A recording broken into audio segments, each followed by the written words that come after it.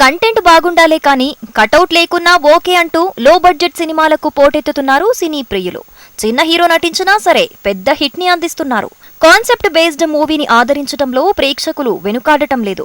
Story, screen play, characters నచ్చితే చాలు, logic తో సంబంధం లేకుండా ఎలాంటి సినిమానైనా ఎంజాయ్ చేస్తున్నారు. ఈ కాన్సెప్ట్ ని బాగా ఒడిసి పట్టి హిట్ కొట్టాడు writer come hero Siddhu Jonnalagadda. DJ టిల్లుగా టాలీవుడ్ లో బాగానే సౌండ్ ఇస్తున్నాడు.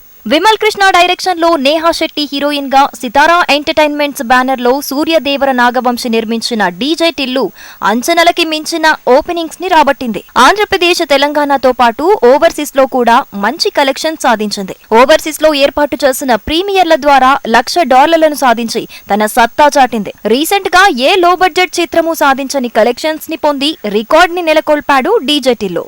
రిలీజ్ కి ముందు విడుదలైన టీజర్, ట్రైలర్ ప్రేక్షకులని బాగా ఆకట్టుకున్నాయి. హీరోయిన్ పుట్టుమచ్చల సీన్స్ హాట్ టాపిక్ గా మారటంతో ఈ సినిమాపై క్రేజ్ క్రియేట్ అయింది. డీజే టిల్లుగా హీరో సిద్దు జొన్నలగడ్డ నటనకు మంచి రెస్పాన్స్ లభిస్తోంది. యాక్టింగ్ లో ఈజ్ అర్బన్ తెలంగాణ స్లాంగ్ తో ప్రేక్షకులను ఫిదా చేస్తున్నాడు సిద్దు. ఈ మూవీకి స్టోరీ, స్క్రీన్ ప్లే, డైలాగ్స్ రచనలో కూడా తన ఇన్వాల్వ్మెంట్ తో హైప్ తీసుకొచ్చాడు సిద్దు.